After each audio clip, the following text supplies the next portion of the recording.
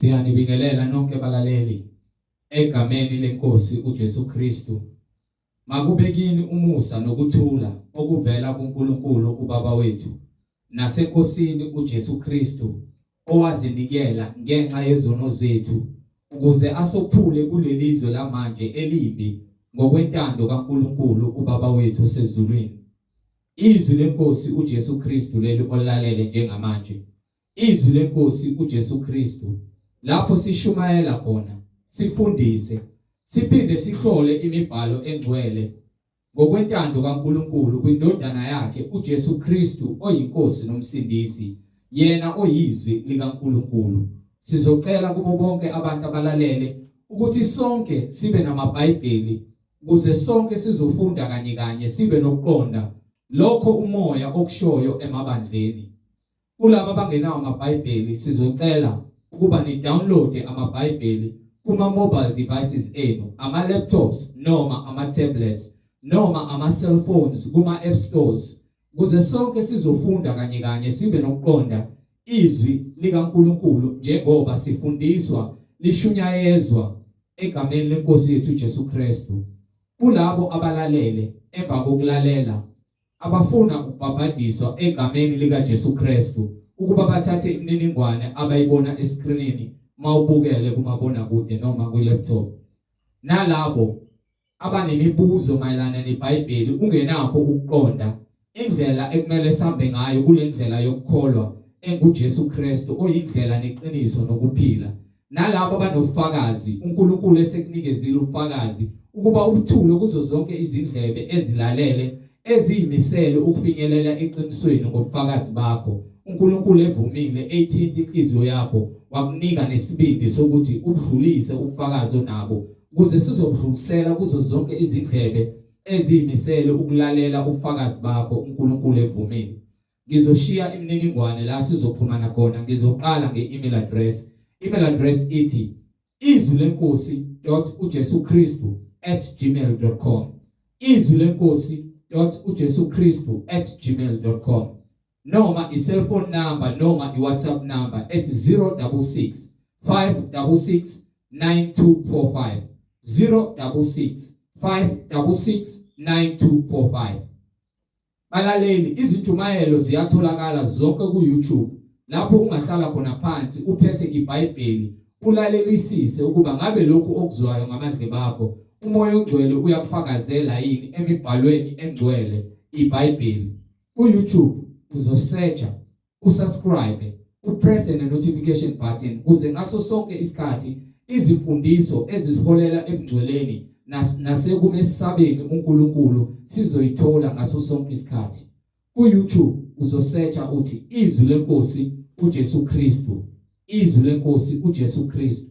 Ungakhohlwa nokuthi usharishe ilink nazo zonke izihlobo zakho, ikakhulukazi labo ohlanganyela nabo njalo manihlangene nithi niyamdumisa, niyamkholwa uNkulunkulu ngomoya nangeqiniso ukuba lezi mfundiso enisuke nifundiswa zona ngabe umoya ongcwele uyayifakazela yini. Njengoba konke okushunyayezwa kufundiswa la, umoya ongcwele uyakufakazela ngemibhalo engcwele iBhayibheli uJesu Kristu oyinkosi nomsindisi. Ake sivule ngomkhuleko simbonge uBaba wethu osezulwini.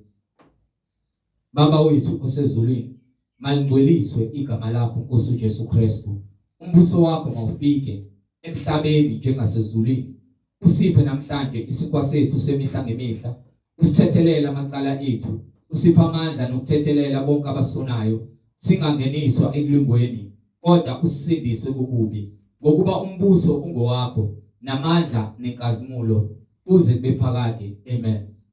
Siyabingelela nonke balaleli. Sheshisa uthathe iBhayibheli noma ukephi la ulalele khona. Sheshisa uthathe iBhayibheli sihambisane. Akubalekile ukuthi ukhonzaphi kodwa ukukhonza uNkulunkulu ngomoya nangeqiniso nokuthi uthi uJesu uyinkosi nomsindisi empilweni yakho. Asihambe sihlole imibhalo sonke kule mfundiso enguKristu Jesu. Ngihamba nomfowethu uMhlengi Zondi ozobe sihola enaba kabanzi ngokwemfihlakalo yemibhalo uJesu Kristu oyinkosi nomsindisi ekhazimuliswa kule ndawo. Siyanibingelela nonke balaleli egameni lenkosi yethu Jesu Kristu. Amen. Amen. Siyanibingelela bazalwane benkosi uJesu Kristu. Sithi ukuthula makwande kunina nonke abalaleleyo nababukayo kuphi nakuphi. uJesu Kristu inkosi. Siloko simbonga uNkulunkulu ngamandla akhe nangobukhulu bakhe. Siloko simdumisa simbabaza ubukhulu bakhe. Akusoze kwanela kuyohlezi njalo simfuna simbabaza simdumisa sikhuleka sizithoba phambi kwakhe ukuba akukho kupheza kukho konke esikwenzayo. Konke kumele sikwenzisise ngokuzinikela nangokuqonda ukuba angeke sambonga ngokwanele uNkulunkulu, kepha siyohlezi simbonga simdumisa ngakho konke siyikho. Ingakho incwadi yamahubo izifakaze ithi mbonge uNkulunkulu umphefumulo wami nangakho konke okumina. So konke ngiyikho ngifanele ukumdumisa uNkulunkulu, ukuthi umzimba wami wakhelwe ukuthi udumise uNkulunkulu, ukuba uyithempeli lakhe. Mase unokuqonda lokho ke yobe sowazi ukuthi uNkulunkulu ngeke kuze kwanele ukumdumisa kwakho, ngokuba kusho ukuthi njengoba ephila kuwena uphilela ukuthi wena uyenze intando yakhe. Ke uSathane uyazama ukuntshontsha isikhathi sabantu balahlekelwe ukukhonza nokuhlala phambi kwaNkulunkulu, kepha uNkulunkulu akuyona intando lenhloso yakhe ukuba silahlekelwe nguye, bathi sinikiwe intando nokuthi sinikwe amandla ukuthi sikwazi ukuthatha izinqumo ukuba wena ngabe ufuna ukuhamba ngokukaMoya oyiNgcwele noma ngabe ufuna ukuhamba ngokwezinkanuko zenyama yakho nenhliziyo yakho. Isigwebo sokuzigweba sikwena, indlela yokuphila ukuze usindiswe ikuJesu. Uma umkhetha kusho ukuthi isinqumo sithathwa nguwe. Siloke simbonga ke uNkulunkulu ngobungcwele nangokuthembeka kwakhe engaguquki, eyidwala elingaphendukiyo elingasuki, ngabaprofeti bakhe abangcwele abanika izwi baliphatha kwaze kwaba sekuphelelisweni kwakho konke ababekunikiwe amandla kaNkulunkulu. Siloke sithi udumo nezibongo okwakhe. Sibonge uNkulunkulu ngendodana yakhe ayithumela yona yodwa ukuba izokhulula thina ekufeni isiholele ekuphileni. Sibonge indodana kaNkulunkulu uJesu Kristu eyanikwa amandla onke ukuze ithathe ubuNkulunkulu ngabapostoli bayo abangcwele yasinika bona, ukuze ke bakwazi ukusifundisa izindlela ngobufakazi abanabo abashiya nabo ngokwembhalo, ukuba bona babe naye uJesu bengena bephuma bemphatha babona zonke izibonakaliso.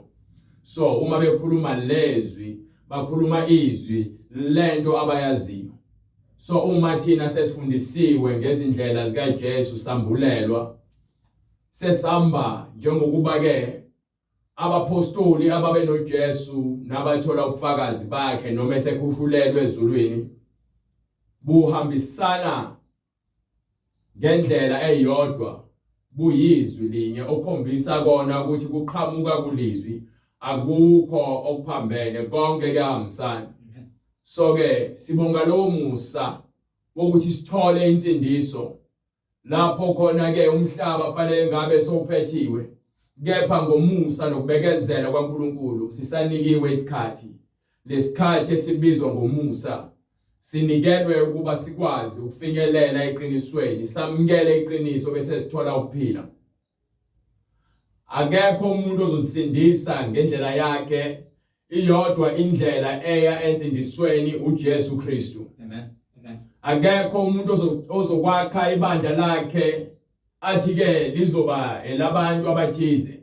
Le bandla likaJesu elawo wonke umuntu okhona phansi kwezulu nomhlaba. Akulona lamaZulu, akulona lamaJuda, akulona labelungu, akulona lamaNdiya, akulona lamaKhalathi, akulona lamaChina. Elayo yonke into ekhona emhlabeni edaliwe.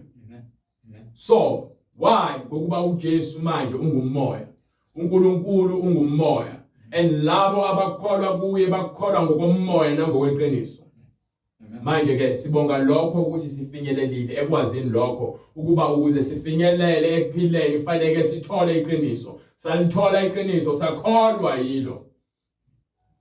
So iBhayibheli liyasho ke lithi abanikwa amandla yilawo abakholelwa egameni likaJesu Kristu. Into esidila nayo ngokwembalo ukukhuza isono nokwambula abantu abaqamba amanga bekhuluma izinto ezingekho, ngokuba wonke umuntu okhuluma ngembalo fanele athathe imbalo yonke ihlanganise ivumelane. Mephikisana imbalo ube uthi wena uhola umoya engcwele, kuwena ubone ngathi imbalo ayihambisani, usho ukuthi wena awuphelele. Umoya engcwele akakaze abe umlobi noma umbhali wobuyaluyalu, uNkulunkulu nje owenza izinto ngohlelo, konke akwenzayo kuhlelekile. So wena mawuzihambela ngoqonda kwakho uyaphuma endleleni uzakhe indlela yakho, bese uthi ke iBhayibheli liyaziphikisa. No, wena uyaziphikisa. Awufuni ukuzithoba ngaphansi kwesandla sikaNkulunkulu, awufuni ukuvuma ukuthi awazi.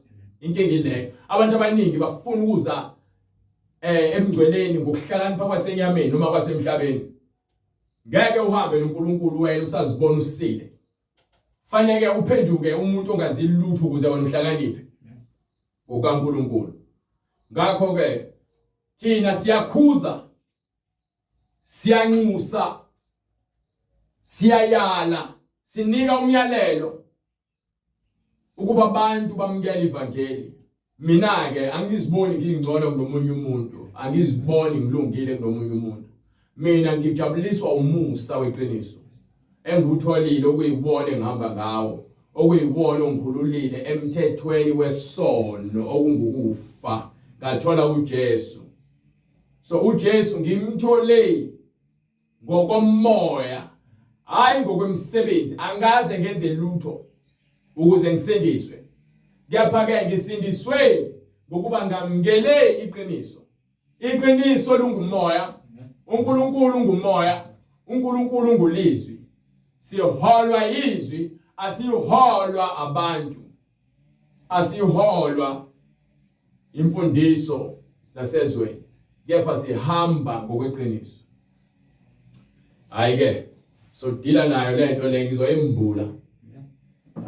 Uthi ke umoya engcwele angikhulume nabo bonke abantu abahlezi emkipitweni, abantu abahlezi emjolweni, abantu abalala bengashadile, abantu abadayisa ngemzimba, abantu abaphendule ubulili babo bazenza izinto abangezona. Ngakho ke sibizelwa ekutheni ke sizophila lempilo esibizelwe yobungcwele. Ngeke uthi uphila impilo yobungcwele kepha usenza izinto ekuthiwa uyakhuzwa kuzona ube thungazenzi wena bese uyazenza. Ayihambi kanjalo, noma izoduma ayihambi kanjalo. Kufanele ifake ukhiya bese iyadunyiswa, bese iyawumapha noma ifudunyezwe, bese kuyimanxa isuka ke ihamba. Futhi mayisuka ivele isuka ihambe ngo-number 5, iqala ku-number 1, ikhuphuke izize ku-number 2, iziyofika ke ku-number 5, noma seyehla isuka ku-number 5 iye ku-number 1, iqala ku-number 5 ithi 4 ithi 3 2 1. Ukuze ufike ku-5 fanele uhambe 1 2 3 4 and 5. Ukuze ufike ku-1 awukwazi ukuthi 5 1 uzolimala. So abaningi bayagxumagxuma, bafuna ukuthi 1 bathi 3 bathi 5 bathi 1 bathi 2 bathi 4, babuye bathi 1 bathi 4 bathi 3. Yonke into bafuna ukuyixuba. Ayihambi kanjalo ndaba yobungcwele. Step by step. Ingane moyikhulisa fanele ingane izalwe ingazi lutho. Into yaziyo ibele efakwe emlomeni, bese izithole seyidonsa seyimoma ibele, bese kuphuma ke ubisi.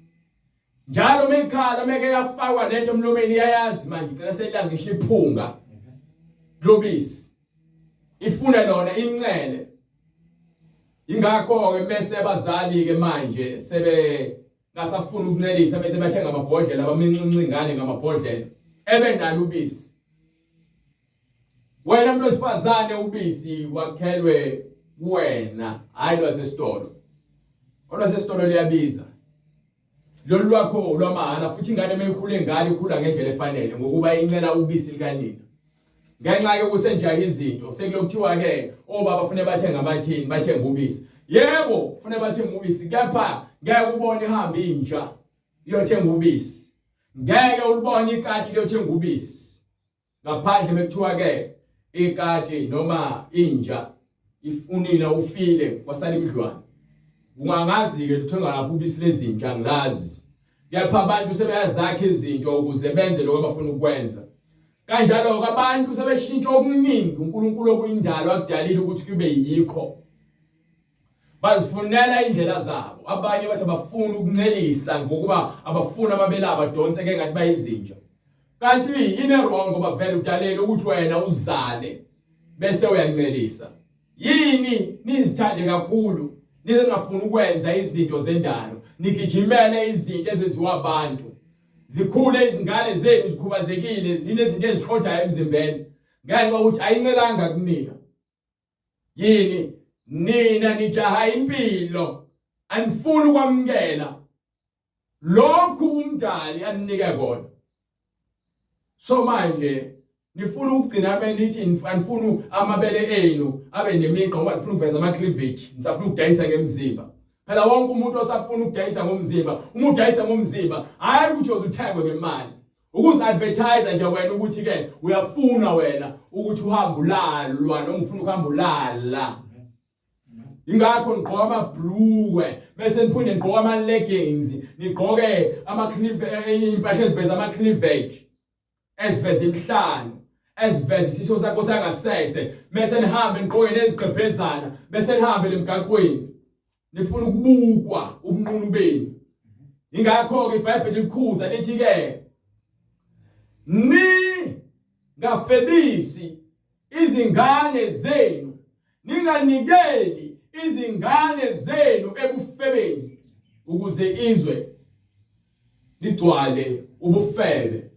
So umoya wenkanuko uyabusa ingane zenu ezincane ezino 2 years 3 years senizihambisa nqunu. Izingane zenu zikhula ziyazi ukuthi zihamba nqunu. Azisayiboni into engalungile. Ingakho zimitha ke zino 12 years 14 years. Ingakho abafana bephenduka izitabane nabo. Ngokuba ke izinto abazibuka ku TV anisakwazi ukufundisa ingane zenu emakhaya. Nifundisa ingane zenu nge TV. Into enyenzayo nifuna nje entertainment. So nichitha isikhathi nibukisa izingane opopayi khona nizokwazi ukuthi nihlale nixoxe indaba zenu noma ke niyenze izinto enifuna ukuzenza.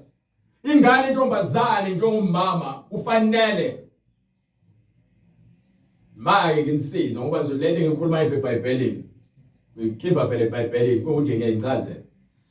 Hamba ke manje uye kwincwadi yaThithu. Sifuna ukuveza nje ukuthi kuyini umsebenzi womuntu wesifazane. Incwadi yaThithu sahluko sesibili mengaphosisi kusukela ku verse 5. Khona ke asike silungise indaba yomama because bafuna ukujaha babe bebhekisha emgaqweni bahambe befuna ukuba bafundisi bafuna ubashumayeli. Ufuna ukushumayeza ekhaya ingane yakhe hamba nqunu. Ufuna ukushumayeza ekhaya ingane yakhe imithi phambi kwakho ngaphansi kwekhala lakho. Yebo ngifuna ukushumayela ngoJesu. Unangu uJesu simshumayelayo. Yilo Jesu simshumayelayo. Ingakho ke ngiphikisana nekushumayela kwabantu besifazane ngokuba iBhayibheli lona lifundisayo uJesu. Yasifundisa ukuthi akho umuntu wesifazane onelungelo lokukhuluma esontweni. So nina ke senamabandla akangazi ngiqhamuka kanjani. Anisishele phela. Nisikhombise eBhayibhelini lokho kunivunayo ukuthi nivula amabandla nibomama umfundisi, nibomama umbishop ukuthi yonke lento ozibiza ngayo ikuphi eBhayibhelini. Kepha sokuvezela ke indawo yakho eBhayibhelini. ukuze uzokwenza umsebenzi okumele uwenze niye ukugoloza ngoba ugolozeli mina ugolozela izwi ngoba konke esifundisayo kubhalwe phansi eBhayibhelini into ejala ukuthi ugolozele indoda yakho ngoba ufuna uthobela uNkulunkulu into ejala ukuthi ngigolozelane emakhaya ngoba ngifuna ukulalela uNkulunkulu so manje iBhayibheli izokuvezela ukuthi nina nifuna ukubuka generation nibuka uzalo nibuke wonke ama TV channels house wife of Hollywood wife of Mzansi yonke lonke futhi kuze egcwele imfebo nokukhanuka nokuphinga yabantu abafuna ukukhangisa ngobufebe nokuganga nejabulela nesithokozela lezo zinto nifuna ukufundisa ingane zenu ngezinto enizithenge ezitolo akhomfundise ekhaya yaba ngesonto njalo nesontweni ingane yakhe igqoka ibhlukwe igqoke ibhlukwe esontweni ugqoka ibhlukwe esontweni umgqoka isikete esincane faka imakeup nopende khombisa wona ukuthi anilazi izwi niyahamba nje nina njabisa ukuthi ithwele esontweni omama banamhlanje amabandla namhlanje sebeyagoloza manje bagolozela iBhayibheli bafuna ukugcwalisa inkanuko zabo bafuna ukufaka ama-wig nama-weave nama-hairpiece bafuna ukufaka amacici nobucwembe badoba ama-makeup bese bafake nama-tattoo baveza amahlombe bafuna ukugqoka bazemboze abafundisi babhizi basine kubani emasontweni abafuna ukutshela abantu iqiniso abafuna ukutshela abantu iphambeko zabo bese nizogolozela thina nithi-ke thina-ke asikwazi ukushumayela ivangeli alishumayelwa kanje lishumayelwa kanjani fanele nivune wena nobufebe bakho fanele nivune wena namanga akho fanele nivume wena nokugohlakala kwakho nokuba iqola qola abantu iyona ivangeli lifunayo lelo leziwasho ivangeli lamasuleti loswiti nifuna ivangeli lobhuti inqwebe nifuna ivangeli limnandi nizwa nalo esogweni ngokuba niholwa impumputhe nani baniholela phansi lebeya khona so ithenye ingoma khethe yakho kuthiwa indlela zimbili bese ingoma khethe yakho wena uzozikhethela mina ukuthi uyayithanda lento ngishumayela noma uyithanda yazi anginandaba ukuthi mina uyangithanda noma ungithanda yazi anginankinga because ngiyazi ukuthi into engikhulumayo haleluya phansi ebhalweni ngeke futhi-ke ngishintshe umuntu glory to God ngeke angishumayeli futhi-ke ukuthi ngizibone ngingcono ingokuba-ke ngifune ngikhulume iqiniso ngokuba abantu abaningi bayasaba ukukhuluma iqiniso bayasaba ngokuba-ke amasonto abo amabhizinisi abanandaba nemphefumulo yenu abanandaba nokusindiswa kwenu njabuliswa ukuthi esontweni kudlala ikwaito kudlala amagqomu kuyadanswa kuyasina kwenziwa yonke into lokuthiwa wadla Jesu ayikho loo nto leyo khohlakala lokho nina buyelana eBhayibhelini buyelana emuva ungamoshi isikhathi senu banike-ke manje ngifuna incwadi yathithu kusahluko 2 ngifuna verse 5 babe ngabaqondileyo awuhlehle kancane 4 ukuze bafundise abesifazane uqale awuhlehle kancane ngifuna nje lezi uqala khona because iyacacisa indaba le ebaluleke kakhulu starting from verse 1 makwenzeka kepha wena khuluma lokhu okufanele isifundiso esiphilileyo izothanda iBhayibheli livuna bani alivuni mina ukuthi ngenze lokho kubhalwe phansi eBhayibhelini kepha wena khuluma lokhu okufanele yini pho nina nizibiza abafundisi nizibiza ababishop nivumela izinto engafanele eBhayibhelini nivumela izinto ephikisana neBhayibheli emasontweni bathini bathi uNkulunkulu uzobashintsha ngesikhathi sakhe lalela ngeke uNkulunkulu azabashintsha abantu ngabashumezi ukuthi abashintshe abantu abashunyayeli babaphenduke wena khuluma lokhu okufanele isifundiso esiphilileyo so uma uJohane uMbhaphatisi eshumayela ivangeli lokuphenduka uma uJesu Kristu eshumayela ivangeli lokuphenduka uma uJesu esebuya ekufeni athumela abapostoli bakhe ukuthi abahambe boshumayela egameni likaJesu Kristu ivangeli lokuphenduka manje ke elibheni lishumayelayo nina lo plastic namasuit 8 nezibusiso ekumele abantu bazithola enkosini nayo yonke lamavesi enwaxosha eBhayibhelini lokho encosha nga1 la wenziwa sebenzisa ukuze ke kuzwakale kamnandi labo balaleleyo nabo bayakuthanda futhi ukufa ngokuba yini bajabuliswa ukuthi akusho ukuthi abashumayela nesono bengishumayela kanje ulalela abantu abambalwa yapha bethuka ke kushumayela umfundiso wamanga baya comment owameni ngisho sonke bavuka umoya wamanga bathindiswa ama TV bathindiswa ama radio bathindiswa imoto zabantu bathindiswa abafazi babantu Lord Jesus. Sokuthi amadoda amadala mawabe ngazithibayo. Amadoda amadala esontweni fanele abazithiba ngalokubheka abafazi babantu bakhanuka. Azothile. Ababantu abazothile abanesimilo abaqotho. Aqondileyo. Abantu abahamba ngokuqonda. Aphilile. Abaphilile. Ekukholweni uphila ngokukholwa ukholwa iqiniso. Ngeke uyenze into ephambene nalencwadi. Mohambele uqinile ngempela ekukholweni. Amadoda abadala manje seyiziyoyo. Obaba abadala iziyoyo. Bavumela ukukholwa abafazi. Bavumela ke ukuphuma endleleni yeqiniso ngoba nabo besaba amakhosikazi abo ukuthi hayi phela unkosikazi wami uzongishiya.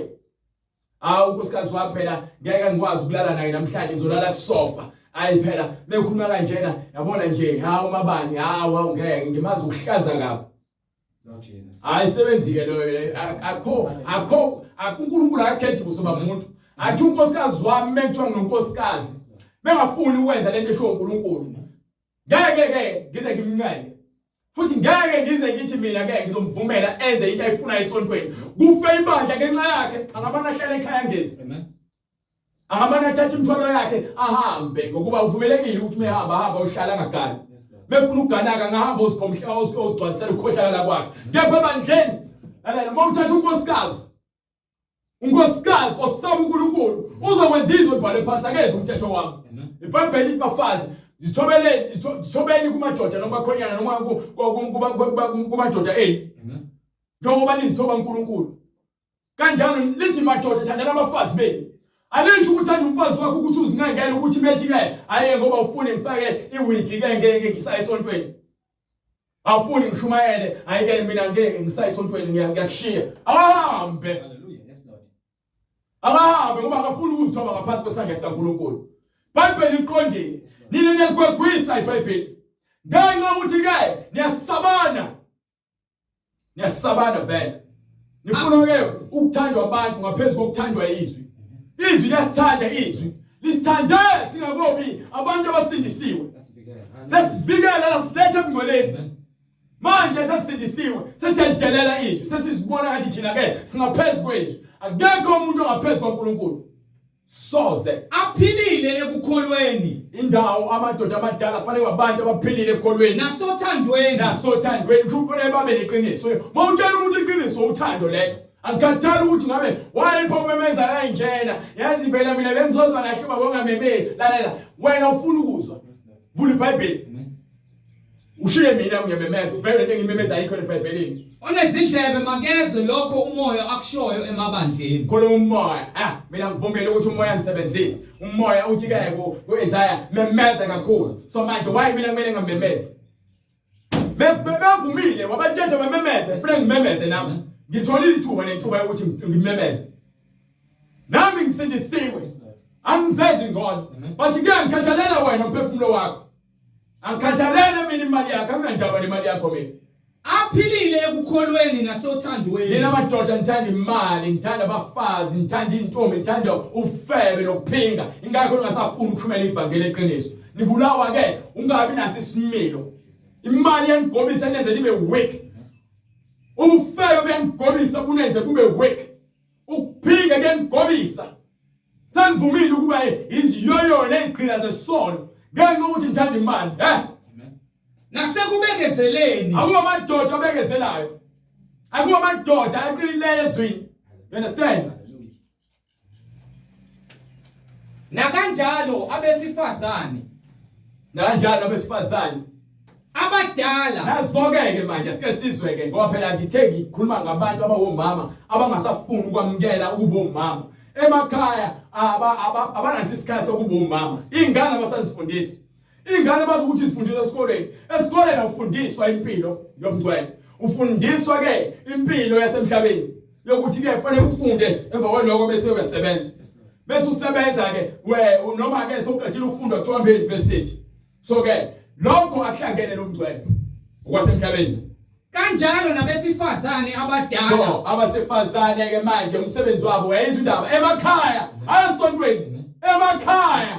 Nakulo uzomela amadoda esontweni. iBhayibheli awuqala bavula ethi iBhayibheli ngale ndaba abantu besifazana ababhizi bamela amadoda emasontweni bafaka amazinyo amacici obhuti ongqwebe yayinto lezokufakelwa imakeup ubhoka ibhlue ufaka ama high heels upenda izinzipho uJesu abhele esontweni yebo noma nithi inyameni oh my God Jesu lalela akho Jesu lapho niyambulawa inkanuko le akho Jesu lapho glory to God akekho kanjalo abafazi kanjalo ngifuna incwadi elikinike le right le yaseKorinthi funa seKorinthi sahluko 11 ngifuna incwadi yaseKorinthi sahluko 11 sahluko 14 sorry verse 34 funa ukukhipha yonke lensila le egcwele amabandleni enu akho ingcwele ngathi umuntu wesifazane jashumayele soze abesifazane mabathule emabandleni so why ugogo wakhe mile umama umfundise umama umshumayeli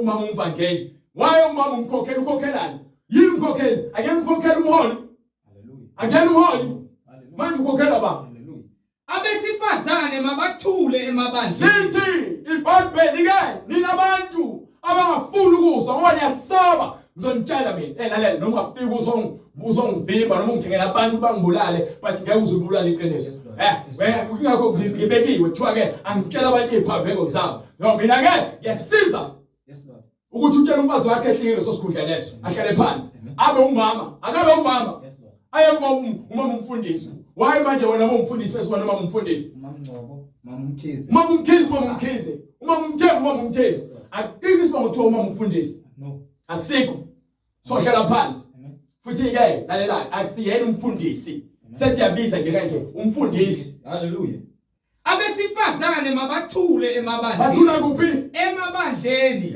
kuthiwa elikabani bandla ngokuba kabavunyelwe elikabani bandla Jesu Kristu so manje ke nizothi ke amabandla ibandla indoda amadoda wonke amabandla ungazodlala lawe ungazozenza nje upopayi ungazozikhohlisa uzenze umuntu ongazeli lutho ungalinga uzikhohlise ngisho uhambe ufunda bese uyabuza uqamba manje uthi hayi phela lana uPaul noma umpostoli Paul wayekhuluma ukuthi umuntu wesifazane angakhulumi phakathi kwamadoda ngikhombise lapho kusho njengoba usho wena mengekho ngicela uvale umlomo wakho uhlale phansi ukuba kusho ukuthi wena ke ugcwele umoya wenkohlisa uqobo lwakho yes lord ugcwele umoya wenkohlisa uyakubusa uNkulunkulu akayena nje umbhalo obuyaluyalo ngeke lethe ubuyaluyalo esontweni lakhe umthetho munye ngokuba kabavunyelwe ukuba bakhulume so manje ke bathi manje umuntu osafana ufekeze njani afanele enze lutho ufanele enze lento esho incwadi kaThixo yebo bazithobe ngicela unge incwadi kaThixo baze lento esho incwadi kaThixo kanjalo nabesifazane abadala lalela abesifazane abadala baziphathe ngokufanele baziphathe kahle ngokufanele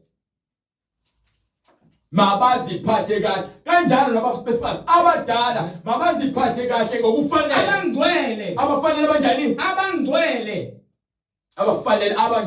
bangabi ngabahlebi ungabi uhamba ukhuluma indaba zabantu ukhuluma ngabanye abantu wena manje ngisho esontweni uhleba ngabantu ushumela ngabantu abazondayo khona lesontweni iyona lento efuneka uzuyiyekele ukushumayela ngokuba ke awuvumelekile nokuthi ke uzushumayela so hlala phansi uyeke ukukhuluma kakhulu uyeke ukukhanda indaba zabantu uyeke ukutholakala indaba zabantu uyeke uhamba ubuza izinto ezingakudingi hlale phansi uthande indaba zasekhaya lapho kwakho ngoba iBhayibheli lithi ke awuvumelekile ukukhuluma ebandleni ungavumelekile ukukhuluma ebandleni emva kwalokho lithi ke uma kukhona umuntu afuna ukubuza makabuze umkhwenyana wakhe ekhaya uma ke bethanda ukufunda utho uma kukhona abafuna ukufunda mababuze emadodeni abo emakhaya so manje uma ungenayo indoda umfundisi ungambuza eceleni ngeke ukuthiwa uma phakathi ebandleni shutha unalo ilungelo lokuthi ukhuluma ufundise ebandleni mekukhona imibuzo ungabuza eceleni ngokuba kuyihlazo ukuba ke kuyihlazo ukuba owesifazane akhulume ebandleni kuyihlazo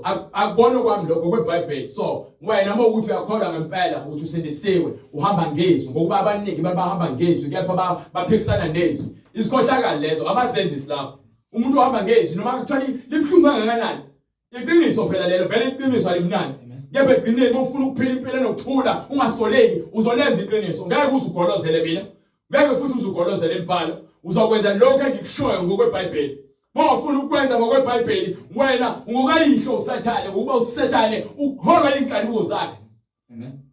Umuntu ohamba ofuna uvumela izwi limsebenze lo ushuthi usafuna ukusetshenzwa umoya wenkohliso. You understand? Banike incwadi yaThithu. Incwadi uThithu isahluko sesibili verse lesithathu. Kanjalo nabesifazane abadala baziphathe ngokufanele. Baziphathe ngokufanele. Abangcwele. Abanjani? Abangcwele. Umuntu wesifazane ongcwele unendlela yakhe yokuziphatha ngisho ekhaya akakhulumi noma kanjani indoda yakhe. Kubhaliwe kwincwadi ya Peter yokuqala sahluko 3 from verse 1 iyakutshela ukuthi umuntu wesifazane osindisiweyo uziphatha kanjani. So nenenxaka nithi niphila ngaphansi komusa nenza ukukhohlakala kodwa. Nithi nimengcwele nenza ukukhohlakala kodwa. Anifuni ukuvumela iBhayibheli lisebenze limkhiphe upoison kaSathane onimbusayo. Anifuni iBhayibheli limkhiphe ekufebeni. Anifuni iBhayibheli lihlukanise nezinto zezwe. Nifuna ukulale nibambatha isono. Yaza kube nini nibanqika. Kanjalo bafazi glory to God yaza kube nini amadoda enu. Nibanqika kanjalo bafazi thandana amadoda enu. Ukuze kuthi uma ekhona ongakholwa uma kukhona indoda engakholwa yizwi azuzwe ngaphandle kwezwi ngenkambo yabafazi bawo. Awazange zashukezwe so unalo ilungelo lokuma phambi kwendoda yakho lokuthi hayi phela kufanele kwamukela uJesu wakufela no. Ebona inkambo yenu. Makube yini? Ebona inkambo yenu emhlophe. Makube ukuhamba kwakho okungcwele. Makube ukuziphatha kwakho okungcwele. Makube uthando lokuthobela indoda yakho okungcwele. Okuyikona okuzokwenza indoda yakho ibone seyifuna nayo ukuthi hayi nkosikazi namhlanje ngiyahamba nawe ngesontweni. Awukazi ukhona lutho wena. Awazi ukukhuluma lutho ngisho ukukhuleka akabuzwa. Ebona inkambo yenu emhlophe esabeni. Kodwa umcela kuJesu uthi Jesu ngiyacela umphendule akuzwe azuzekeze kwena. Hallelujah. Hallelujah. Bese ngokwaloko ngelilanga ukukhuluma wena efihlakala ngoba uJesu uthe mawukhuleka vala umnyango ukhulume nobaba wakho sekusithekeni uza kubusisa phambi kwabantu. So ke masumbone ngelilanga esethatha impahla zakhe segqoka esendaweni yokulandela. uJesu esebenzile. Hallelujah. So uzomdumisa uJesu. Understand? Hallelujah. Manje nina nifuna ukuthumela amadoda nini? Nina nifuna ukuphisana amadoda. Nifuna ukuthi umuntu wesilisa uyalibeka nawe uyalibeka. Bese ke uthi hayi ke amadoda izinja, yazi amadoda wezwa. Uzozwa kanjani ngawe ekubeni kutheni lithi iBhayibheli umuntu wesifazane uza kubuswa indoda yakhe. Hallelujah. Wena uzobusa ubusani? Ukuthi unemali nokusebenza kahle akwenza ukuthi ubuse. So that emgcweleni angiyezweni ungabusa ke ezweni. Ungaba upresident. But bese kuziwe emgcweleni ekhaya uzoba umama. Baba ekhaya uzokhuluma naye ngokuthobeka nangokuhlonipha. Uzogqoka futhi ingubo ende efika emaqakaleni. Uzofihla amahlombe akho ugqoka ingubo ngokuhlonipheka. Ngeke ulokufaka amawigi namawigi la nowulokufaka into lezokufakelwa upenda amashiya upenda umlomo ufaka amaringi amaningi uxhaxhaxa lawo namachains emqaleni namacici cha uzoba umama nje. Ukuhloba kwenu makungabi ngokungaphandle. Ukuhloba kwenu makungabi ngaphandle. Okukwaluka izinwele. Ukuthi niluke izinwele. Nokufaka igolide. Nokufaka ucwebe. Noma ukugqoka izingubo. Nokuthanda impahla ezibizayo. Kepha makube ngumuntu. Makube njani? Kepha makube ngumuntu osithekileyo. Ubani umuntu osithekileyo? Sifuna lo muntu phela lo sithekileyo. Abantu abaningi abangasamboni ngomama bayasonda. Lord Jesus. Abhizi la emgaqweni bagqoka izikete ezincane ezibampintshayo bafaka amaqhosi bambaqweza walula imqala. Bambe beqalaza beyenga amathuba mayiyenga ndoda. Iyenga ndoda umuntu ke ogqokisa ngendlela ke ezohlambalaza umzimba wakhe. Awazibone yena engazi ukuthi uyadlisa kanti no udayisa ngomzimba. Hallelujah. Dayisa ngomzimba. Nize masonto nizodayisa ngomzimba. Uma selekusebenzile izwi likhumulisa yonke into yasezweni. Ugqoke ngendlela ehloniphekile. Ngeke uze phambi kaNkulunkulu ugqokiseke kwaJezebel noma kwamahosha. Soze ngangizonda mina nginenkinga. But ke la ngikutshela kona kuyokusindisa uma ukuthi unendlebe. Mongenazi indlebe ngeke uze kusindise. Uyophika ngenkani ngokuba yini? So uthanda izwe kakhulu. Kepha makube ngumuntu osithekileyo wenhliziyo. Makube umuntu osithekileyo. uNkulunkulu ufuna umuntu osithekileyo. Ingakho afika la David bese befuna ukucasha ngale verse le uDavid khona uSamuel ezogcoba uDavid. Bese khaba abafowabo kaDavid abuke uSamuel ngaphandle. Athi ekhutha uyena ngoyibona umuntu umfowabo kaDavid omkhulu athi uNkulunkulu cha kuyena. Nina abantu nibuka ngaphandle mina ngibheka inhliziyo. Ufuna umuntu othanda izwi lakhe uNkulunkulu ngoba uzolenza. So mawuthi wena uzothi ke hayi phela uNkulunkulu ozinhlozo yamakayazi noma kuthiwa yazi khohlakele because ayilenzi izwi lakhe. uDavid wayenza izwi likaNkulunkulu. So ngeke uziqhathanise noDavid. Futhi ke lo verse alikhulumi ngalento le yabantu besifazane. Likhuluma ngomuntu othanda uNkulunkulu ngokweqiniso nangokomoya. Ohloba ngokungabhubhiyo. So umuntu wesifazane ufuna kahlobe ngomuntu ongabhubhiyo, umuntu ongaphakathi ongcwele. Komoya omnene. Umoya njani? Komoya omnene. Sifuna umoya ongcwele, sifuna umoya omnene. Onokuthula. Oyigugu. Into engithandayo ukuthi ke mengishumayela kanje ngisuke ngishumayela ku-YouTube. So kusuke ngekho umuntu ozothi ke ngikhuluma naye bese lokho ngibuka kabi. Ngiyenzela ukuthi noma ngabe uhlangana ngaphi nale mfundiso le ikusebenze khona usexesheni. Oyigugu phambi kukaNkulunkulu. Yeah, noma two khona ngizokhuluma the same thing because angikhulumela ukuthi ke ngizingengele kubantu khona ke nizothi hayi yabona yena hayi uyashaya ukuthi nje hayi yabona nje bese lokho nje uvele nje angikhiphe. No, wena ukhisho ukuthi unenkani, umoya wenkani usakubusa. Hallelujah. Umoya wenkani yabona methwa kuyafundiswa khona umehluko phakathi kokufundisa nokushumayela. Ngiyashumayela manje. Bofuna ukufundisa uzoza kumina wedwa. Ukufundisa. Glory to God. Number uyayibona screen. Glory to God. Uyayibona email address. Yes Lord. Hallelujah. What's KwaZulu-Natal Jesu. Understand? Hallelujah. Baningi incwadi manje ngale eThithu, ngifuna incwadi eThithu ke. Incwadi uThithu isahluko sesibili verse lesithathu. Yes sir. Kanjalo nabesifazane. So kanjalo nabesifazane Abadala basiphathe ngokufanele. Ilalobo mama manje esontweni senkunda amakhathi napenda izinwele nazidaya zabomvu zimhlophe inwele zakho kepha sowazidaya zabamnyama. Ongifundele lencwadi le ya Matthew khona bezwaza ukuthi awukwazi kwenza lutho futhi umuntu wesifazane akavumelekile ukuthi agunde, akuvumelekile ukuthi eze kuphambi kwaNkulunkulu engalibhozile ikhanda lakhe, akuvumelekile ukuthi agqoke ibhlukwe, akuvumelekile ukuthi aphinge, akakwazi ukuhamba divorce ayoshaya. Yabona nje umthetho waNkulunkulu uthi uma lo osuzinikele khona hlala khona. Lokho kuthiwa kwenze ngezwi uyakwenza. Nginika incwadi ngifuna uverse ngifuna uverse 34 verse 36. Go ahead. Ungafungi nekhanda lakho. Ungafungi ngani? Ngekhanda lakho. So ikhanda lakho ke nalo awungafunga ngalo ngokuba unakuphendula. Akuna nalunye lodwa unwele lakho usozokwazi awukwazi ukuba mhlophe ulenze libe mhlophe nokuba lube mnyama. So ke asike sibuye la nina abantu enipende inwele zenu ukuthi zibe mhlophe nikhohlakele nibe lithi nisindisiwe. Nina abantu besifazane niguda amakhathi nipende inwele zenu nibe lithi nisindisiwe. Nikhohlakala lokho inkande ngoba awukwazi awakoguge olako obinelo lezimhlophe welulelo lezimnyama. Ngeke bese lithi mina hayi phela mina ngimthanda uNkulunkulu ngokweqiniso. Ngeke uthande uNkulunkulu ngokweqiniso wena umzimba wakho usaqamba amanga ngawo. Uqamba amanga ngale makeup oyifakile, uqamba amanga ngale inwele ozifakile, uqamba amanga ngale roof oyifakile, uqamba amanga nangezinwele zakho ozipendayo. Akubona ubuhle lokho. Ubuhle ukwamkela wena ukuthi uNkulunkulu udalile waphelela. Awudinge kupenda izinwele, awudinge ukufaka imakeup, awudinge kupenda umlomo, awudinge ukufaka izinto zokufakelwa. Ngokuba unakufaka imsila amahashi. Ngokuba unakuphendula nalunye unwele lube mhlophe nokuba lube mnyama. So ke angeke uphendule lolodwa unwele lakho. Ngeke ungazenzela lokho kwesikhashana. So izinto ezenziwa abantu vele sifuna ukumaintainwa. Lokho kwenziwa uNkulunkulu kuba permanent. So mekudalile ukudala lezimnyama. Bese ukhula sekudlula isikhathi uthi ke inwele zomuntu omdala bese zimhlophe zimqhele. Awunike uNkulunkulu okuyisikhombisa uphalo ukuthi lo muntu sekuphila isikhathi eside lemhlabeni. So kumqhele wakhe lo why wena uzinyanya ngale ndlela ukuthi ufuna ukuchika inwele zakho ufaka amacici esontweni ufaka udayo bomvu ugqoka amajini upentsheke manje sesibona ngemuva wakho umdala futhi unjalo awufuni ke ukwamkela umngcwele awufuni ukwamkela uguga awufuni ukwamkela iqiniso. Nihambe nishintsha amabandla ngixhuma oba nako nifuna izibonakaliso zamanga nifuna abantu abazonitshela izinto ezojabulisa lena lalela mase nitshela lezi zinto sibhalwe phansi eBhayibhelini zisindiswa umphefumulo wakho. Ithi incwadi ke uma nje bekhona nje isithunywa esisodwa kulabantu abayinkulungwane ebesingafika kuyena sikhulume naye besingasindisa umphefumulo wakhe avuke athi qingqo. Hallelujah. Abe musha abe isidalwa esisha ngokamoya ngeqiniso.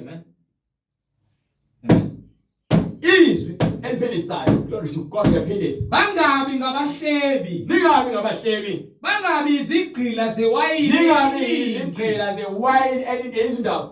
So iweekend usuku nosuku hlezi kuphuzwa sebaze baphenduka baphuza isiqatha manje baphuza amaside baphuza ogoloko baphuza obhiya sebephenduke indwele sezenza iqothuke emakhanda siqothula yini ukuthi ke abasaba umama emakhaya sebe umama emajointini futhi akubona lo umama emajointini osisithoko Lord Jesus.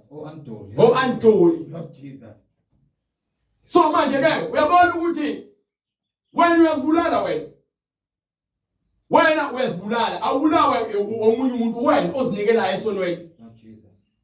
so mase isigqila sewayini wena sobona ukuthi ukuphila kwakho kumncikile wayinini isidlo sakusidla siyadliwa asinankinga but wena bese ke sowuphila ngewayini uyavuka ekseni ngoba ngiglasi yewayini uyahamba emall uyothenga u5 liter yini lento yakho ibaliwo bathi yonke lento le abayiphuzayo Robertson bahlezi begcwele emafrijini uphuze ekseni uze khona ilanga ingane yabo esikoleni lambila uphekile ubhizi ukuxana notshwala ukuxana wine ukuxana nobhiya ingane sowuyifunza ubhiya nayo usayiphela nayo uphuza la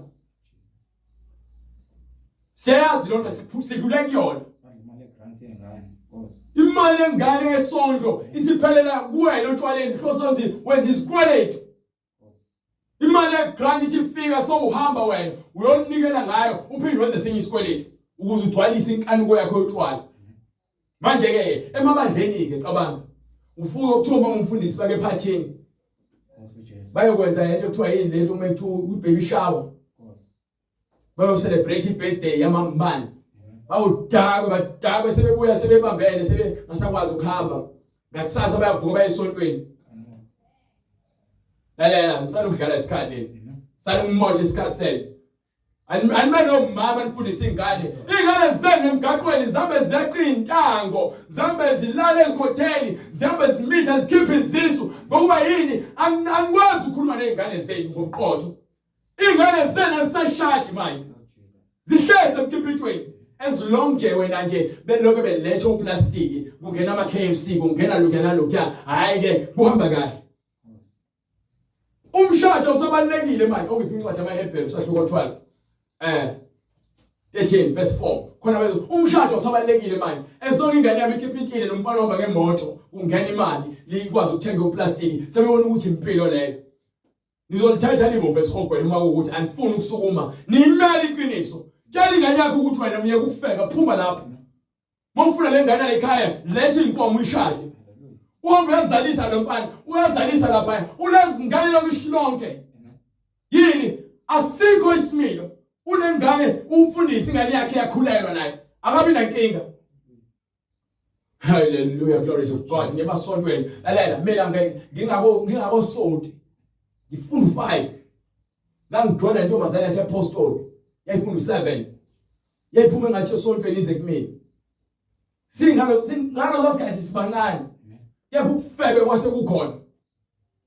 So ngeke ungitshele mina ngokuthi ke angizazi lezi ngiyazazi izinto ziyenzeka. Ingane zele emasontweni ziyamitha phambi kwenu. Niyamithisana emasontweni. Amen. IBhayibheli atsafundiswa ngalo sekumhlabiso nje. Kuyikwaya ukuthi unama condoms. Nibhizi mfaka amazinyo.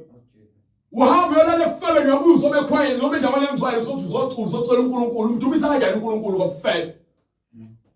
Umthumisa kanjani uNkulunkulu ngokugebengu namamanga. Umthumisa kanjani uNkulunkulu ngokuba isidakwa ube isigqila sotshwala. Umthumisa kanjani? Uyadelela. Glory to God, uyadelela. Ndodana yami Ungadeleli ukuyalwa kwenkosi. Ungadeleli ukuyalwa kwenkosi. Awuhambe ngale umnikele nale ncwadi le yamaHebrew 13 verse 4. Khona sibatshela abayeke kulo bekhohlakala. Hlangisani ingane zenu. Uma umfana etshayithanda ingane yakhe akahamba oyisebenzele. Ukuganana makuhlonishwe. Ukuganana makube njani? Makuhlonishwe. Akubaliwe ukuthi ukukephinta makuhlonishwe. Ukuganana makuhlonishwe. Akubaliwe ukuthi ukukephinta makuhlonishwe. Ukuganana makuhlonishwe yibo bonke. Akubaliwe ukuthi ukuphinga makuhlonishwe. Ukuganana makuhlonishwe yibo bonke. Umshado ukuganana makuhlonishwe. Akusafuni manje nina ukuthobela izwi likaNkulunkulu. Wonke umuntu usibona elungile emehlweni akhe. Umphethe Yini niholwa inkanuko. Hayi phela kufanele approve ukuthi uyangithanda ukuthi asiqale silale. Ayikho lonto leyo, inkanuko leyo. So mase prove ukuthi uyakuthanda ukulala nawe. Why uhambe ufuna intombazane pho uyoyehlisa ipaint uyilale naye? Why wena uvumela umfana ekuzalise ka4? Engafuni ukukushada lokho ethi uzokushada. Kepha ke uyakhipha. Ukusebish, ukuthengela konke, nidweba ama-tattoo, ukufaka amazinyo, ukwenza izinwele, ukulobona kwenza unkosikazi. Hayi bonina lahlala ukudlala ngadaka umbuso nini. umphethe ungabi nasisihla Thiwa-ke ukuganana, makuhlonishwe yibo bonke ukuganana. makuhlonishwe yibo bonke So-ke emgcweleni noma ngabe usonye apostoli uma bengafundisi lokho, ingakho ke nizozala khona lapho nizala izingane zize zibe u6 esontweni. Ningafuni ukwamukela ukuthi nina lento le oyenzayo ayilungile. Afuthi akhona umuntu okhulumayo ngalento ngoba ke bona obhuti bakho labenithi we abafuyi balala nawe. Usulala nabafana abo4 esontweni elilodwa. Lokuthi brother. Hallelujah. Akhona oyedwa okhuluma ngokushada. Bonke gcwele nje ukufebe isonto lezifebe leziphingi. Lord Jesus. umphethe ungabi nasisihla Umphethe ufanele ungcweliswe. Umphethe wabantu abashadileyo. Ungaloku uthi ushadile sohambe uyoqalaza ngaphandle futhi ukhohlakele moze njalo. ngokuba izifebe Ngokuba izifebe neziphingi neziphenge. uNkulunkulu Ngokuba uyakuzahlulela izifebe neziphingi neziphingi. uNkulunkulu uyakuzahlulela So lalela masuza kuJesu uzovuma ukuthi wena uyisifebe. Mina ngavuma ukuthi ngisifebe. Wabe ngifeba mina. Ngifebile mina strong. Futhi angikushiki ngekani. Ngiyakutshela into eyenzayo ukuthi ngeke kuyenze lento ugqoke umngcwele. Soze uma wena uthi uyingcwele kepha uyafeba, wena uyisifebe ukongcwele wena. Umoya munye nokufeba. Hallelujah. Hallelujah. You understand? Hallelujah. Glory to God. Bazodlala ngesikhathi sakho wena. Hallelujah. Sengidisiwe angaze ngize ngimthinta umuntu wesifazane. Angaze ngimthinta unyaka wesingaki ukuphenya wes4. Verse 4, brother. Hallelujah. Ngifuna ukushada, ngifuna ungena emshadweni. Amen. Angibakhanukela abantu besifazane, ngicela uNkulunkulu, ngicela unkosikazi. Yes, Lord. Angicela nje ukujola ngihambe ngilala namantombazane ngenxa ukuthi ke ngine leverage ukuthi ngimala kuthiwa ngiyafundisa. Hambe ngithi ngikuphi. Hallelujah. Lord Jesus. You understand? Hambe ngiphuphe ngenza abantu khona ngizozehlisa amaphende. Lord Jesus. Ninabo mama khuluma nengane zenu emakhaya. Anibo mama emakhaya. Angenibo mama emakhaya. Angenibo mama emakhaya. Nani madoda nibo baba emakhaya. Yes, Lord. Ingane yakho ukuthiwa uyalala umfundisi, ingane yakhe ihambe yamithisa. Amen. Mesimithisa enze ixoshe ekhaya ihambe yohlala la ihambe yosebenza. Yes, Lord. Ahambe yosebenzela ukuthi itshaje lo muntu omswazana emithiseni. Bengafuna iphume ekhaya ngoba ngisho ngizolisa igama lakho. Amen. Ungasabi nje ukumele iqiniso lobudoda. Nifuna ukuba weak lokuthi ayiphelele indodana yami yesoka. Isoka lamanyala yini? Amen. Vele amanyala ngoba habe enza amanyala umhlaba wonke lo. Amen. Hallelujah. Ngiyathanda ngoba ubaba akekho emhlabeni manje. Futhi wengakazangitshela noba nawe ufuna ukuba isoka lamanyala. Wangithola ngako kuba isoka ngethi. Yaba manje nginobaba osezolweni ungitshela into eqondile. Amen. Akajiki. Hallelujah. Ayiningi futhi iBhayibheli. ngokuba baningi Baningi abangalaleliyo abangalaleliyo. abakhuluma izwi Bagcina bakhuluma izinto ezingekho abafunge. nabakhohlisayo Wena umoya wenkohlisi. ikakhulu Ikakhulukazi abokusoka laba abantu abafundisi. abamelwe ukuthuliswa Bamele ukuthi sibatshele indaba zabo. abachitha indlu iphele Yaphela ibandla likaJesu. befundisa Befundisa okungafanele izinto ezingafanele ngenxa yenzuzo bathanda imali, abathandi ukuphila. Indaba yabona into ekuthiwa isonto ngitshele mina ngifuna levangeli lihambe lifinyelele kona bonke labantu abazibiza amabishop nabafundisi nabavangeli nabo mama umfundisi nabo bonke abantu bashumayela nakaHlebe eZayoni kepha apostoli emaromini lifike levangeli. Indawo le ncwadi le incwadi yokufundisa abantu indlela zikaNkulunkulu. Ayona incwadi yomhlobiso le bese nenza inzuzo ngayo. Lokho ikhohlisa abantu ngokuthi ke bafundisa izinto ezikhohlakala esontweni ligcwele izidawo nezifebe neziphingi ezikade zaqala uhlale esontweni akho kuphenduka akho insindiso. Uphi uJesu lapha? Amen. Lord Jesus. Uphi uJesu lapha? Amen.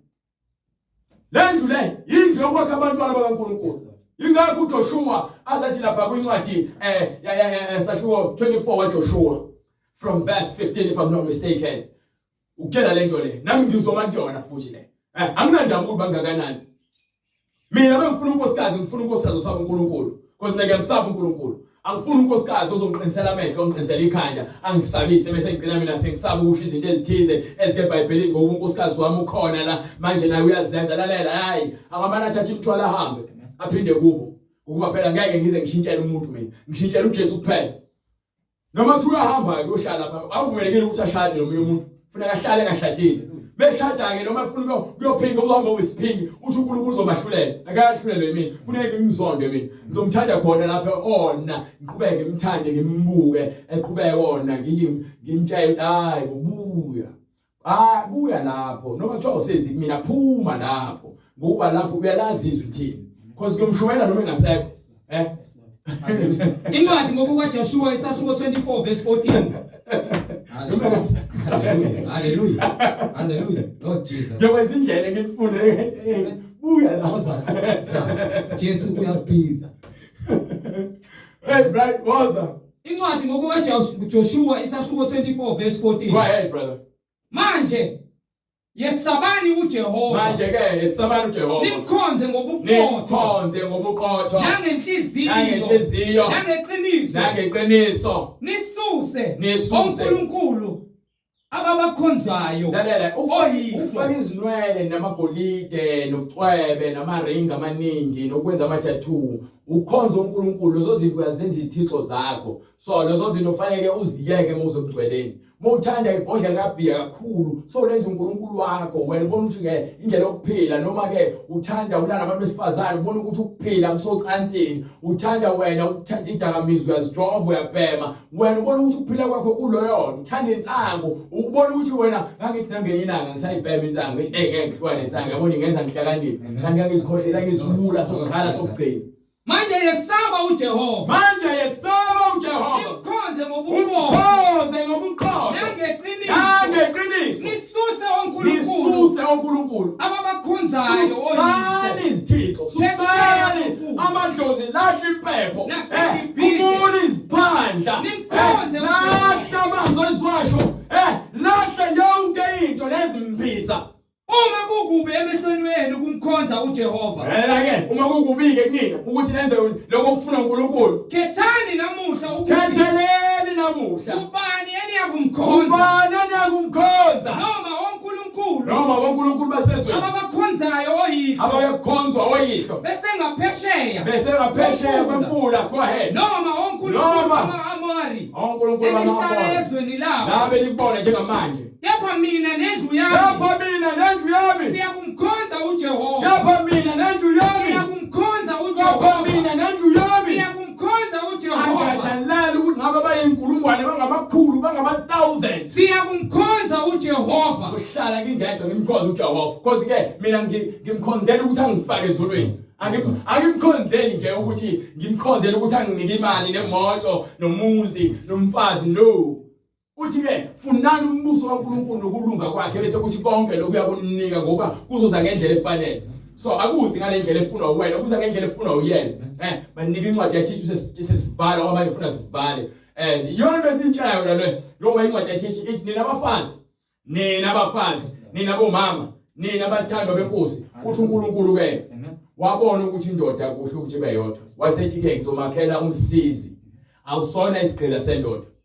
So manje why usigqila so taximan so lalo taximan abangaka why usigqila sokuthi wena uhamba ulalwa yibona bonke abantu laba belokhophi bayakuthanda why usigqila soqoka impahla ezincane lokhakisa ngomzimba wakho uyabona uyaphela ngaphakathi uyaphela emzimbeni nezifo zidlangile leminyama abantu abaningi babe bahle yebo bepha manje sebebukwa kanje thiwa siyamazi esashisa tempele likaNkulunkulu.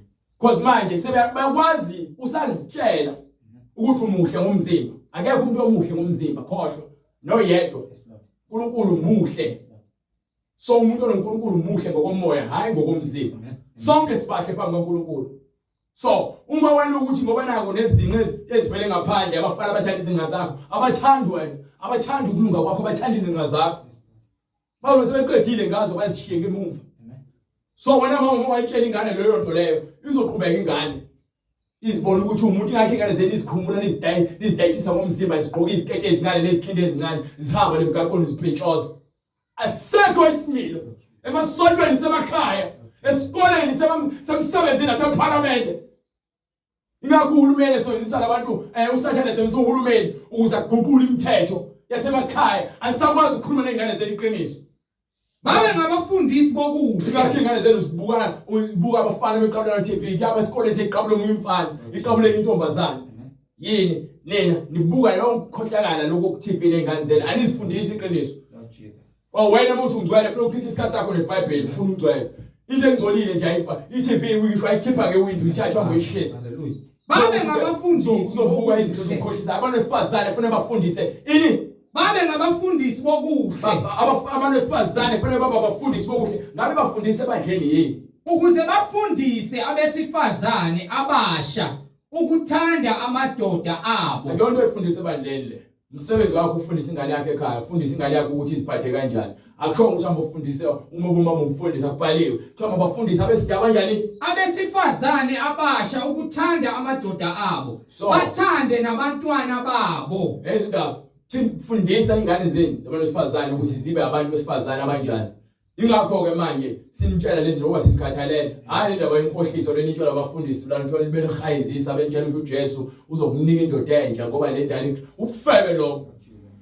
Bhayibheli abantu abahlanganiswe uNkulunkulu akekho ngabahlukanisi. So akusho ungana kuhlala intobazane elifeba wase ulala naye bese uthathu nhlanganiswe uNkulunkulu, nhlanganiswe ufebe. Ngoba nhlanganiswe uNkulunkulu benizoshatha ningaphinde nihlukane. Hawu lo izikhohlisa la. Yabona nina abantu Mengafuna ukuyekela ukulalela abafundisi bamanga, nilandele nevangeli lemulelo plastic, nizongena esihogweni. Nizongena esihogweni yakho konke lokho abafundisa kona. So mase becasuka uthi uJesu ke konke okuyisithelo noma okuyisitshalo babazange kutshala uza kusimple. So bayizimpumputhe baba uholi bezimpumputhe, uma impumputhe uholi impumputhe ziyaphansi enkodini. So ke uma ungafuna ukuyekela ukulandela abalandela iBhayibheli. Amen. Thina sikhombe iBhayibheli. Awukangizwa ngikhuluma ukuhlakanipha kwami. Yonke into esikhuluma usibhalansisa ngeBhayibheli. Ukuze ke ungezungena ngayisho mina wena no mina ngithe bright bafundela iBhayibheli ukuthi besifazane benzani. Hallelujah. Hallelujah. Ukuze bafundise abesifazane abasha ukuthanda amadoda abo. Bathande nabantwana babo. Right angibonakala manje. Ngicela ungitshele ubanike ichapter leverse khona bezoyifunda. Incwadi uThithu isahluko sesibili verse 4. Nice. So manje na ke suyangibona mina. Kepha bright uzoyifunda phansi, bright. Hallelujah. Babe ngabaqondileyo abamhlophe abaphatha kahle amakhaya. Baphatha kahle ini? Amakhaya. So ikhaya liyabhubha liyaphela ngokuba baba mesemsebenzini uphezula lenye indoda noma uyahambe uthi uyemall kwebhe kwenye indoda uthi usindisiwe kodwa. Hayibo. Kuzeka man. Buya Futhi ke nje ungashadile noma ke wake washada ngaphambilini indoda yakho washada nayo isaphila wena usuke omunye umshado uthi usindisiwe wena nje lo mshado wakho umshado wesiphingi noma ngabe indoda noma wesifazane uma ke wakwahlukanisa wathatha udivorce angikhathana noma kuthiwa ke wakufebela noma wakuphingela indaba esekutheni nje wena awuvumelekile ukudivorce hlobo hlukanisa ukufa. So akekho umuntu ozothi ke hayi mina umshado wami wesithathu lo baphi laba bonke akithi uJesu uthini umuntu wesifazane waseMarithani ethambona indoda yakho athi ke anginayo indoda ethi uqinisile ngokuba kwayena lo nayo akuyona indoda yakho ngoba sewuthande namadoda awu5. So yonke lemshado odlule kuyona bengeyona ngoba lo oqala uyena lo ogcotshwe naye kuthiwa nashada naye bonke labo abanye uyaphinga wena wisiphingi nongena iziphingi. So ke uma uhlezi emshadweni lo mshado lowo soko wesithathu lo oqala woshiya usaphila umkhonyana buyela khona ungabuyeli khona hlala wedwa uphume kulomshado ngoba uzoya esihogweni. Ingakho lithi iBhayibheli ke ukuganana abakuhlonishwe nombhede ungangcoliswa ngokuba izifebe neziphingi uNkulunkulu uzakuzahlulela. So ukufebe nokuphinga ke buyela esihogweni. Amen. Phume esihogweni eqhibini lomlilo. Lord Jesus. Okay, Bible incwadi yezenzo labafuna ukwazi ukuthi ke benze njani. Mebefuna ukubuyela enkosini yaphenduka ke bese kuphenduka isincwadi yezenzo wayesethi uPetru ke kubona ke Phendukani. Iloyo naloyo abhabhathiswe. Egameni likaJesu Kristu. Kukho kuthethelelwa izono zethu. Khona niyakwamukeliswa. Ukuze ke namukeliswe. Isiphiwo sikamoya oyingcwele. Ukuze wena wamukele iqiniso, wamukele uJesu empilweni yakho. Fanele kuhlukane nokubi. Amen. Uyaphenduka. Mekuthiwa angize kumfowethu ngishiye lo ngiyaphenduka.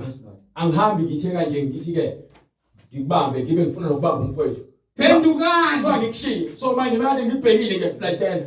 Yakumfowethu. Ngiyohlala kuyena. Kufuneke angamukele.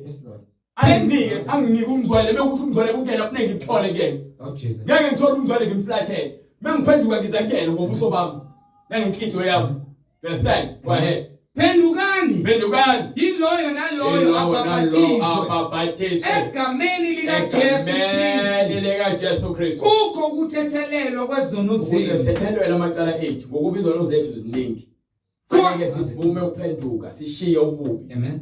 Khona niyakwamukeliswa. Khona ke sobe samukeliswa isiphiwo sikamoya oyingcwele. Ngokuba isithembiso ngeseno lesabantwana benu. Esabantwana benu. Esabo bonke abakude. Bonke inkosi uNkulunkulu wethu eyakubabiza. Inkosi uNkulunkulu wethu eyakubabiza. Wafakaza nangamanye amazwi amaningi wabayala wathi zisindiseni kulesizukulwane esiphambeneyo. Zisindiseni kulesizukulwane esiphambeneyo. Ayike indaba ke iqediwe iphothuliwe eBhayibhelini. Labo abafuna ukusindisa bayosithinta kule nombolo abayibonayo ku screen. Abafuna ukubhabhadiswa egameni likaJesu Kristu noma ngabe useGoli noma use Eastern Cape noma ngabe use Cape Town noma ngabe use Pretoria, Free State, Lesotho, Limpopo. Mpumalanga ukhona la eDurban, eMlazi kwaMashu, Melmont, Vryheid, Khawini, hallelujah. lonke indawo Potchefstroom, hallelujah. Maritzburg, siyabizwa. Phendukani. Hallelujah. Lamontville, hallelujah. Isithike kule number lenibona ku screen sezindlela yokuthi sifinyelele kuneni bhabhadiswe egameni likaJesu Kristu. Akudingi ukuthi uzube nathi uyosivakashela bafuna ukusivakashela, but nje egameni lokuthi uneBhayibheli, ulandela imfundiso, uphila impilo yobungcwele. Ngokuba uNkulunkulu ufuna bamkhonza ngokweqiniso. Ngokuba uhlangana kwethu akusenzi sibe ngcwele. Siba ngcwele ngokuba sivumele iqiniso. Ungathi mawuza la uthi usuzoba ngcwele, no, uzoba ngcwele ngoba uyakholwa. Awukholeka futhi kumina, ukholwa kuJesu. Mbeke eceleni mina. Angifune umuntu ozothi ukholwa yimina, kholwa yizwi. Hallelujah. Kholwa yizwi. Okay. Mase ufuna ubhabhadiswa ke, so uphendukile ezonweni zakho usithinta kule number oyibonayo escreenini. Mongakazi ubhabhadiswa noma kwabhabhadiswa ngendlela engafanele, abantu abaningi babhabhadiswa ngendlela engafanele. Babhabhadiswa egameni likaYise neNdodana kaMoya Oyingcwele. Akekho umuntu wabhabhadiswa kanjalo eBhayibhelini. Abanye bathiwa baphakamisa izandla bavuma uJesu bangangena emanzini. Basaphukeka basenza isono. Abanye nje bavele bangena esontweni basonda. Namhlanje basasonda abakaze balizwe lencwadi ekuthiwa baphenduka. So kusho ukuthi iBhayibheli alifundiswa. Niyangena nje emasontweni niyohlobisa. Nina ngaba nizivakashe esontweni. Aniwona amakholwa abantu abahamba ngizwi abaliphilayo. Kuthiwa masingabi ngabantu abalizwayo abangalezi izwi. Masilizwe silenze. Amen. Siyabonga uNkulunkulu aqhubeka angcine. So sinimone ngomgqibelo sobe sesike Vryheid uNkulunkulu evumile. Sinenkonzo yakhona isonto lonke. Siphinde futhi ke nangesonto sobe sakhona eVryheid nangoLesibili. Because sinibone ngesonto elizayo ngolesi umgqibelo la eDurban kwaMashu. So bonke abantu abafuna ukubhabhadiswa bazosithinta manje sibalethe amagama abo noma ngabe kuphi ulethe igama lakho nendawo mase emva kwalokho sikwazi ke ukuthi senze uhlelo ngoba samele sinihambele nonke abantu asebesinikile amagama abo babhabhadiswe egameni likaJesu Kristu. Siyabonga uNkulunkulu aqhubeka angcina anilonda anika umusa aniqinise kulabo asebengcwelisiwe nalabo abasafuna ukungcweliswa uNkulunkulu abanenzela umusa basondele bazinikele kuyena bese bezithobe ngaphansi kwesandla sakhe ngothando nangokuzimisela nangoqiniso. Ukuthi uNkulunkulu anibusise egameni likaJesu Kristu. Baba uNkulunkulu namandla, Moya Oyingcwele, uNkulunkulu wenkazimulo. Siza kuwe ngokuzithoba egameni likaJesu Kristu. Sicela Baba usandisele umusa wakho. Usithobe izinhliziyo zethu zingavumeli ukubuswa ubukhazikhazi basezweni. Yapha uNkulunkulu Oyingcwele. Size kuwena ngokuzithoba ngokuzinikela. Sidele konke kwasemhlabeni ukuzosilibazisa ukuthi sithole ukuphila okubuKristu. uNkulunkulu usandisele uthando ezinhliziyweni zethu, sithanda abantu ngokweqiniso. Usikhiphe wonke umoya ozosibambezela ukuba uNkulunkulu sipheleliswe kuJesu, ukuba uJesu uluthando, futhi uJesu akanika abantu ukuhlakanipha kwakhe abangabazayo, akaniki futhi abantu umngcwele bakhe abangabazayo, unika bonke abantu umngcwele bakhe abakholwayo nabazinikelayo bathola insindiso.